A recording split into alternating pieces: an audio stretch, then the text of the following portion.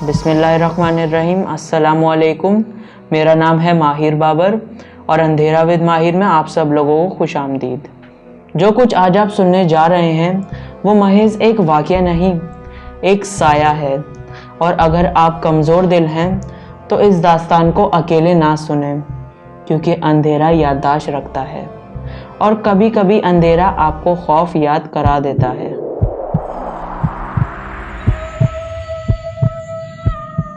یہ وہ زمانہ تھا جب پاکستان وجود میں نہیں آیا تھا اور ہندوستان کی مٹی میں تقسیم کی دراڑیں ابھی بھی پوشیدہ تھیں، مگر خوف واضح تھا۔ اسی گاؤں میں ایک مسلم خاندان آباد تھا جن کی بزرگوں کی قبریں مٹی میں اتری ہوئی کہانیوں کی طرح دبی ہوئی تھیں۔ راشد کے دادا، جنہیں لوگ حاجی عبدالقدیر کے نام سے جانتے تھے، اسی گاؤں میں اپنی سادہ مگر خوشحال زندگی گزار رہے تھے۔ عبدالقدیر کے گھر میں چراغ کی روشنی دیواروں پر پڑتے ہی سائے عجیب سی شکلیں بنا کر جیسے ماضی کو زندہ کر دیتے تھے۔ ایک دن ننھا راشد اپنی والدہ اور والد محمد بشیر کے ساتھ نانی کے گھر جانے کے لیے تیار تھا۔ راشد کی نانی کا گھر کافی دور ایک دوسرے گاؤں میں واقع تھا۔ اس کی نانی کے گاؤں میں زیادہ تر ہندو آبادی تھی، جبکہ ایک گلی میں صرف مسلم گھر تھے۔ راستہ جنگلوں اور ٹوٹے راستوں سے ہو کر گزرتا تھا۔ راشد کے والد نے یقین دلایا کہ وہ شام 4 بجے تک واپس آ جائے گا، مگر دیکھتے ہی دیکھتے 5 سے 6 بج چکے تھے۔ سورج ڈھلنے کے قریب تھا، لیکن راشد کے والد ابھی تک گھر واپس نہیں پہنچے تھے۔ ماں نے بار بار دروازے کی طرف دیکھا، جیسے وہ وقت کو گھور کر واپس بلا سکتی ہو، مگر اندھیرا آہستہ آہستہ پھیلتا جا رہا تھا۔ شام کے 6 بجے، پھر 7 بجے گاؤں کی مسجد سے اذان کی آواز ابھری تو دل میں ایک عجیب سا خوف بیٹھ گیا۔ بالآخر راشد کے والد محمد بشیر جب گھر پہنچے تو سب نے سکون کا سانس لیا۔ موٹر سائیکل نکالی گئی، دعا پڑھی گئی اور تینوں نے ایک ایسا سفر کا آغاز کیا جس کا انجام کسی نے سوچا بھی نہ تھا۔ راستے میں ہوا سرد تھی اور دسمبر کی یک سردی کی خاموشی جنگل کے اندر مزید گہری ہوتی جا رہی تھی۔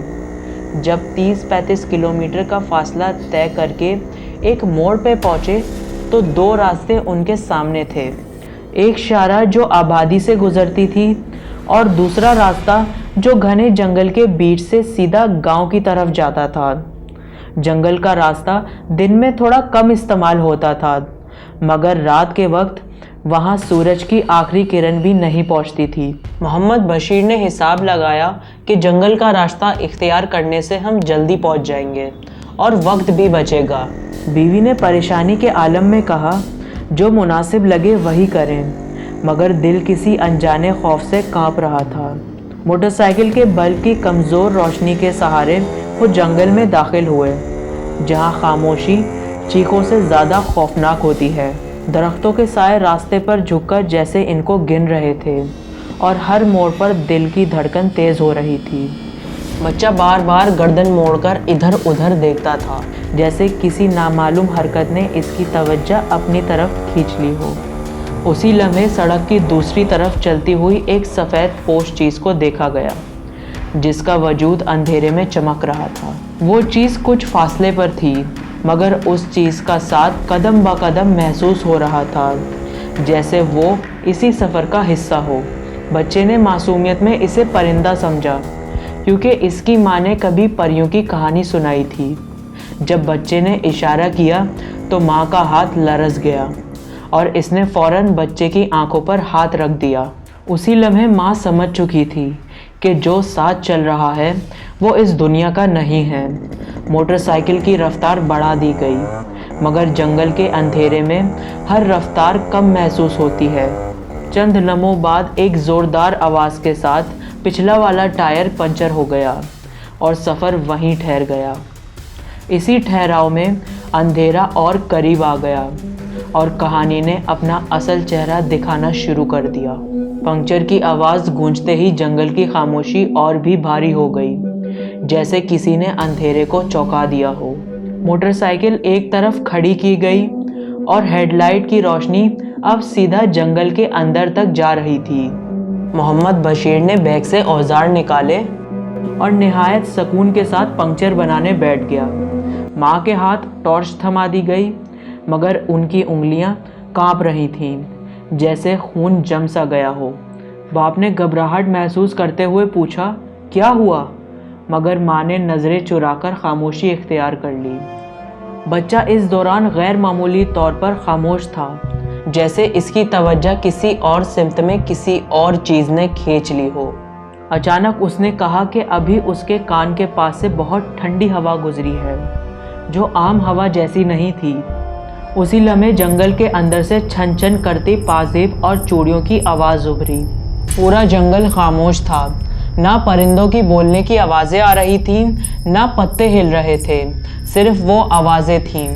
ماں کا دل زور زور سے دھڑکنے لگا اور اس نے بچے کو سینے سے لگا لیا۔ تبھی ٹارچ کی روشنی میں وہ سفید پوش چیز سامنے والے راستے پر آتی دکھائی دی۔ اس کا سر جھکا ہوا تھا اور بال اس کے چہرے کو پوری طریقے سے ڈھانپے ہوئے تھے۔ وہ ایک عورت تھی۔ اس کے پاؤں میں بندھی ہوئی پازیب خون سے بھیگی مٹی پر رگڑ کھاتی ہوئی آواز پیدا کر رہی تھی۔ اس کے قدم غیر فطری طور پر آہستہ تھے، جیسے زمین اسے روک رہی ہو۔ ماں نے باپ سے آہستہ آواز میں کہا، کچھ بھی ہو، اس کی طرف دیکھنا نہیں۔ عورت ان کے بالکل پیچھے سے گزری، اتنی قریب کہ سردی ہڈیوں میں اتر گئی۔ جیسے ہی وہ چند قدم آگے بڑھی، باپ نے جلدی سے پنکچر مکمل کیا اور موٹر سائیکل اسٹارٹ کی۔ تینوں تیزی سے وہاں سے نکلنے لگے، مگر بچہ اچانک زور زور سے رونے لگا۔ ماں نے اسے چپ کروانے کی بہت کوشش کی، مگر اس کی چیخیں جیسے کسی خوف کو بلا رہی تھیں۔ بچہ مسلسل پیچھے دیکھ رہا تھا اور اچانک اس کی آنکھیں دہشت سے پھیل گئیں۔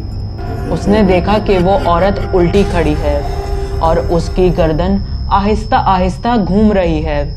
چند ہی لمحوں میں اس کا چہرہ سیدھا موٹر سائیکل کی طرف تھا اور اس کی آنکھیں خالی تھیں۔ اس کے بعد اس عورت نے چیخ ماری اور ان کے پیچھے دوڑنے لگی۔ باپ نے رفتار بڑھا دی، مگر چند سیکنڈ میں وہ عورت ہوا میں تیرتی ہوئی ان کے اوپر آ گئی۔ اس کے بال لہرا رہے تھے اور چیخ ایسی تھی جو روح تک کو چیر دے۔ بچہ خوف کے مارے پریشان ہو گیا اور پسینے سے بھیگ گیا۔ ماں نے فوراً اللہ کا نام لیا اور دعا میں پناہ مانگی۔ کچھ ہی لمحوں میں وہ سایہ اچانک غائب ہو گیا، جیسے کوئی دھواں ہو۔ جنگل کا اختتام قریب آیا اور پہلی آبادی دکھائی دینے لگی، مگر خوف ابھی ختم نہیں ہوا تھا۔ گاؤں کی سرحد پر وہی عورت دوبارہ کھڑی نظر آئی اور اس کی موجودگی نے آنے والی رات کا اعلان کر دیا۔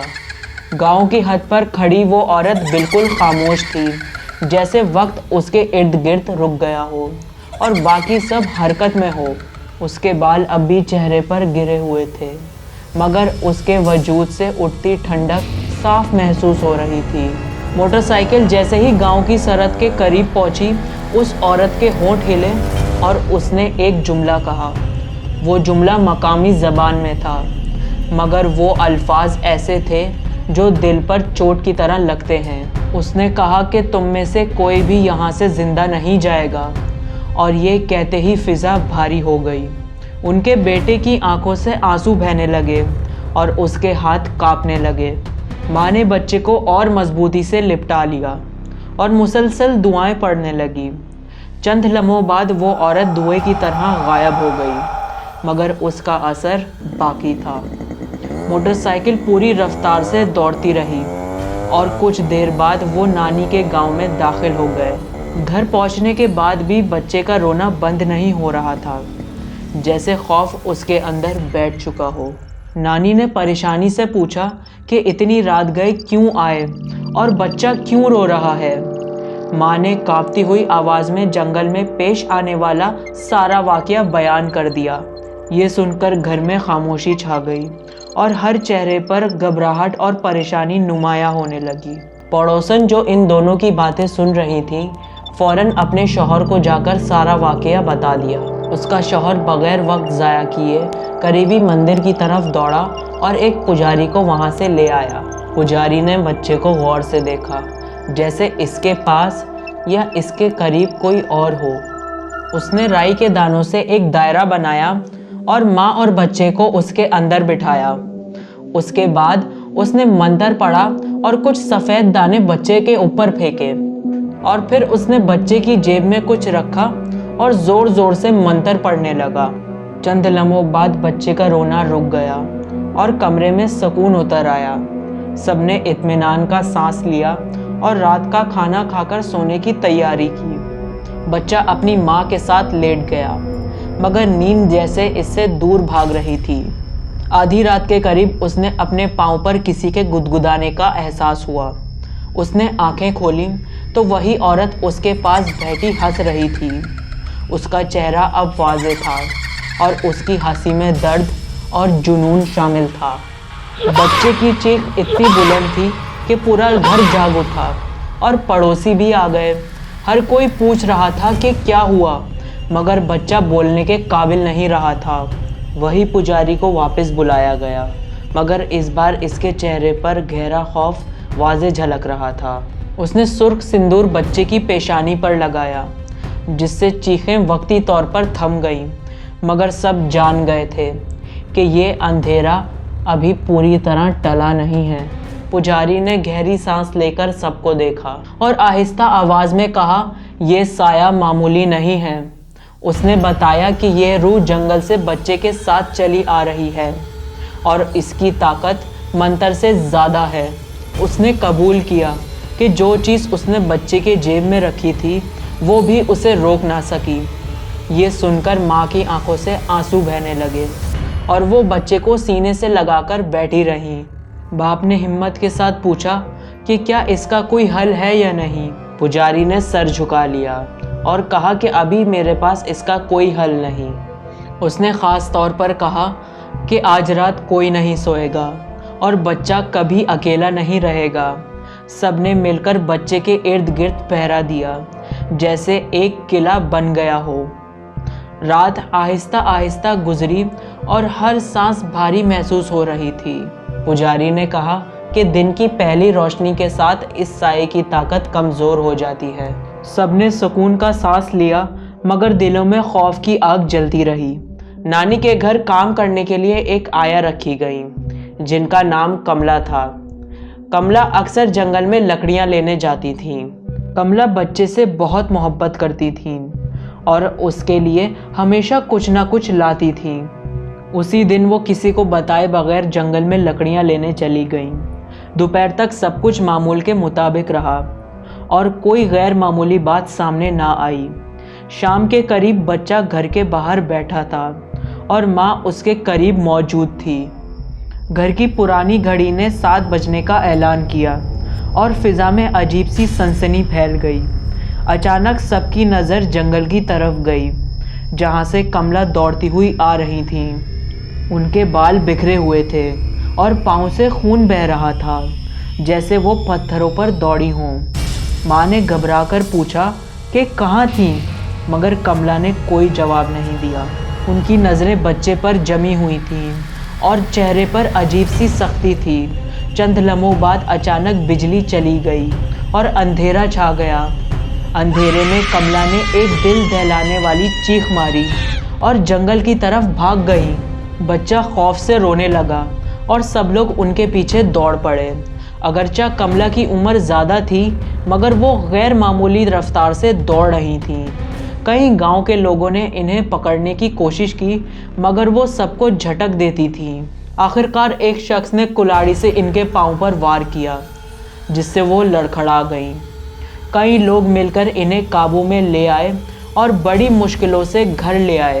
وہ مسلسل ایک ہی بات چیخ رہی تھیں، بچہ دے دو، بس بچہ دے دو۔ کملا کو مضبوط رسیوں سے باندھ کر ایک کمرے میں بند کر دیا گیا، مگر اس کی آوازیں پورے گھر میں گونج رہی تھیں۔ وہ کبھی روتی، کبھی ہنستی اور کبھی چیخ چیخ کر ایک ہی مطالبہ کرتی کہ بچہ میرے حوالے کر دو۔ گھر کے باہر مرد حضرات جمع ہو گئے اور عورتیں خوف کے مارے دروازوں کے پیچھے کھڑی دعائیں پڑھتی رہیں۔ ماں بچے کو سینے سے لگائے بیٹھی تھیں اور اس کی آنکھیں مسلسل دروازے پر جمی ہوئی تھیں۔ हर गुजरते लम्हे ऐसे लग रहे थे जैसे किसी बड़े तूफान से पहले का सन्नाटा हो। तकरीबन 8:30 बजे दूर से कदमों की आवाज़ें आईं और पुजारी बड़े पुजारी के साथ घर में दाखिल हुआ। जूं ही उन्होंने घर के अंदर कदम रखा, कमरे के अंदर से कमला की चीखें एकदम खामोश हो गईं। सबने ये मंजर देखा और एक दूसरे को खौफ भरी नज़रों से देखने लगे। बड़े पुजारी को पूरी कहानी तफसील से सुनाई गई और वो ये कहानी सुन के सोच में पड़ गए। बड़े पुजारी ने कहा, ये बहुत ज़्यादा ताकतवर है और इसे मामूली तरीक़ों से नहीं रोका जा सकता। उसने फ़ौरन एक तवील फहरिस्त बनाई और हुक्म दिया कि आधी रात से पहले सब चीज़ें जमा की जाएं। गांव वालों ने मिलकर तेज़ी से इंतज़ामात शुरू किए और एक एक करके चीज़ें इकट्ठा की जाने लगीं। कुछ देर बाद एक गाड़ी में सैकड़ों नींबू, नारियल, चिराग, तेल, फूल और मुख्तलिफ रंगों के कपड़े लाए गए। उसके साथ एक बकरी, देसी मुर्गी और मछली भी लाई गई, जिन्हें देखकर सबके दिल दहल गए। बड़े पुजारी ने हुक्म दिया कि इसके बाल, इसके कपड़े और इसके खिलौने लेकर आओ और किसी को सवाल करने की इजाज़त ना दी। रात के 11:45 पर घर के बाहर ज़मीन पर एक दायरा खोदा गया। उस दायरे के अंदर लकड़ियाँ, लोबान, गोबर और खुशबूदार अशिया रखी गईं। पेट्रोल डालकर दायरे को आग लगाने की तैयारी की गई और सबको पीछे हटने का हुक्म दिया। बड़े पुजारी ने संजीदा अंदाज में कहा कि अगर वो औरत दायरे से बाहर निकली तो कोई भी इसे नहीं बचा सकेगा। 20 मर्दों ने मिलकर कमला को घसीटते हुए उस दायरे में बिठाया। जैसे ही आग भड़की, कमला की चीखें आसमान चीरने लगीं और फिज़ा लरजने लगी। वो चीख चीख कर रहम की फरियाद करती रही, मगर दायरे से वो बाहर ना निकल सकी। उसी दौरान उसने बच्चे की तरफ देखकर धमकी दी कि वो उसे लेकर ही जाएगी। बड़े पुजारी ने गरजदार आवाज़ में कहा, तुम बच्चे को छू भी नहीं सकती। मंत्र पढ़ते हुए उसने खादिम को एक ख़ास गुड़िया तैयार करने का हुक्म दिया। गुड़िया को बच्चे के कद के बराबर बनाया गया और उसके ऊपर उसके कपड़े पहनाए गए। उस गुड़िया पर बच्चे के बाल और खून लगाकर उसे मुकम्मल शक्ल दी गई। जैसे ही वो गुड़िया कमला के हाथ में दी गई, उसके रवैये में एकदम से तब्दीली आ गई। वो गुड़िया को सीने से लगाने लगी, कभी हंसने लगी और कभी माँ की तरह उसे झूला देने लगी। अंधेरे में सब खामोशी से ये मंजर देख रहे थे, क्योंकि फैसला कुन लम्हा अब करीब आ चुका था। रात गहरी हो चुकी थी और दायरे में जलती आग की लिपटें अब मध्यम पड़ने लगी थीं। अचानक कमला खड़ी हुई और उसका जिस्म ज़मीन से चंद फीट ऊपर उठने लगा। उसके चेहरे पर एक खौफनाक मुस्कुराहट थी और आवाज़ में अजीब इत्मीनान शामिल था। उसने ऐलान किया कि उसे उसका बच्चा मिल गया है और अब वो यहाँ से जा रही है। ये कहते ही वो दायरे के ऊपर से तैरती हुई बाहर निकली और जंगल की सिमत में दौड़ पड़ी। इसके हाथ में वही गुड़िया थी जिसे वो हकीकी बच्चा समझ चुकी थी। बड़े पुजारी ने वहाँ तमाम मौजूद मर्दों को हुक्म दिया कि बग़ैर वक्त ज़ाया किए इसे फ़ौरन पकड़ लिया जाए। दौड़ते हुए वो इसी मकाम पर पहुँचे जहाँ मोटरसाइकिल का टायर पंचर हुआ था। वहाँ कमला अचानक रुक गई और पलटकर सबको घूरने लगी। चंद लम्हों में वो एक बुलंद दरख्त में बिजली की तरह चढ़ गई। बड़े पुजारी वहीं बैठ गए और खामोशी से कुछ पढ़ने लगे। फिर इसने कहा कि अब इस जिस्म को बचाना मुमकिन नहीं है। उसने हुक्म दिया कि इस औरत के असल जिस्म की आखिरी रसूमात अदा की जाएं। कुछ देर बाद कमला के शौहर को बुलाया गया, जिसने सच्चाई बयान की। कमला के शौहर ने शर्मिंदगी से बताया कि उन्होंने पुजारी के कहने पर गांव से बच्चा चुराया और माता के आगे उसकी बलि चढ़ा दी, इस यकीन के साथ कि इनके यहाँ औलाद हो जाए। और ये बलि इसी दरख्त के नीचे चढ़ाई गई थी जिस दरख्त पर अभी कमला बैठी हुई थी। ये सुनकर सबके जिस्म में सर्द लहर दौड़ गई और हकीकत सामने आ गई। इस वक्त बड़े पुजारी ने तमाम इंतज़ामात मुकम्मल करवाए। बकरी और मुर्गी की कुर्बानी दी गई और एक चिता तैयार की गई। गुड़िया को भी इस चिता पर रखा गया जैसे वही असल बदन हो। जैसे ही आग भड़की, फिज़ा में एक हौलनाक चीख गूंजी। वो चीख इंसानी नहीं थी, बल्कि किसी और जहां की लगती थी। चंद ही लम्हों में वो आवाज़ ख़त्म हो गई और हवा रुक गई। दरख्त पर मौजूद कमला बेजान होकर नीचे गिर पड़ी। उसके सर और हाथ पांव शदीद जख्मी हो चुके थे, मगर सांस बाकी थी। सब जान गए थे कि साया निकल चुका है, मगर इसकी कीमत बहुत भारी थी। दरख्त से गिरने के बाद कमला को फौरन घर ले जाया गया, जहां औरतें इसके जख्म को देखकर सहम गईं। उसके सर से खून बह रहा था और हाथ पांव अजीब तरीके से मुड़े हुए थे। बड़े पुजारी ने कमला को गौर से देखकर कहा, जिस्म अभी जिंदा है, रूह का साया अभी टूटा नहीं है और ये ज़्यादा अरसे तक जिंदा नहीं रह पाएगी। इसने सबको हिदायत दी कि सूरज निकलने तक किसी किस्म की बेएहतियाती ना की जाए। रात के आखिरी पहर में हवा का रुख बदल गया और जंगल की तरफ से अजीब सी खामोशी आने लगी। जब अज़ान फजर की आवाज़ उठी तो सबने महसूस किया कि फ़िज़ा का बोझ कुछ हल्का हुआ है। बच्चा अपनी माँ की गोद में था और इसकी आंखें खुली हुई थीं, मगर चेहरा जर्द था। बड़े पुजारी ने मंत्र पढ़कर बच्चे के हाथ और पाँव पर रंगीन धागे बांधे और सबको चंद हिदायत दे दी। इसने कहा कि 1 साल तक बच्चा कभी तन्हा ना रहे और इसका साया भी नज़र में रखा जाए। कमला इस दुनिया से अब जा चुकी थी। उसके बाद लोगों ने इसके घर के सामने से गुजरना छोड़ दिया था। उसके शौहर से कोई बात ना करता, सब उसे हकारत की नज़र से देखते थे। कमला की मौत के बाद वो इस नफ़रत और तन्हाई को बर्दाश्त ना कर सका और इस गांव को छोड़कर कहीं और चला गया। चंद दिन बाद जब सब मामूल पर आने लगा तो बच्चे में एक अजीब तब्दीली महसूस की गई। वो अक्सर खामोश रहता और खाली जगहों को घूरता रहता, जैसे किसी को देख रहा हो। रात के वक्त वो चौंक कर उठ जाता और पसीने में शराबोर हो जाता। माँ हर बार इसे सीने से लगाकर आयतें पढ़ती और दुआ में पनाह मांग। रवाना होते वक्त बड़े पुजारी ने खबरदार किया था कि ये मसला अभी ख़त्म नहीं हुआ, साया अभी बाकी है। ये साया कमज़ोर ज़रूर पड़ गया है, मगर मौका मिलने पर लौट सकता है। ये बात सबके लिए मज़ीद खौफ का बाइस बन गई। कुछ दिन बाद ख़ानदान वापस अपने गांव लौट आया, मगर दिल वहीं जंगल में अटका रहा। हर दरख्त, हर अंधेरी राह इन्हें इसी रात की याद दिलाती थी। बच्चा अगरचा जिंदा था, मगर इसकी हंसी में वो पहली जैसी मासूमियत नहीं रही। गांव के बुजुर्गों ने कहा कि इस पर किसी पुराने अहद का बोझ है। वो अहद जो जंगल में खून और ख्वाहिश के साथ बांधा गया था, वो वक्त गुजरने के साथ साथ सही दिखाई देता था। मगर कुछ चीज़ें ऐसी होती हैं जो नज़र ना आकर भी साथ चलती रहती हैं। ये कहानी भी उन्हीं में से एक थी जो खामोशी से आगे बढ़ रही थी, क्योंकि असल हल अभी बाकी था और वो हल यहाँ मौजूद नहीं था। अंधेरा सिर्फ रुका था, ख़त्म नहीं हुआ था। वक्त गुजरता रहा और महीने आहिस्ता आहिस्ता अपने कदम आगे बढ़ाते रहे, मगर बच्चे के गिर्द मौजूद बेचैनी मुकम्मल तौर पर ख़त्म ना हुई। अगरचा वो हंसता बोलता था, मगर अक्सर तन्हाई में किसी अनजाने वजूद से बातें करता महसूस होता था। माँ ने कई बार देखा कि वो खाली कमरे में नज़रें जमाकर बैठा है, जैसे कोई उसे सुन रहा हो। हर जुमेरात की रात उसकी तबीयत बोझल हो जाती और वो बेवजह रोने लगता। आखिरकार राशिद के दादा हाजी अब्दुल कदीर, जिन्होंने इब्तिदा से खामोशी इख्तियार कर रखी थी, और फिर उन्होंने बोलने का फ़ैसला किया। वो इल्म और तजुर्बे वाले इंसान थे और उनका मानना था कि हर अंधेरे का मुकाबला ईमान से ही किया जा सकता है। अब्दुल कदीर ने ख़ानदान को बताया कि ये साया जादुई टोने से नहीं, बल्कि एक अधूरी रूह की ख्वाहिश से बंधा है।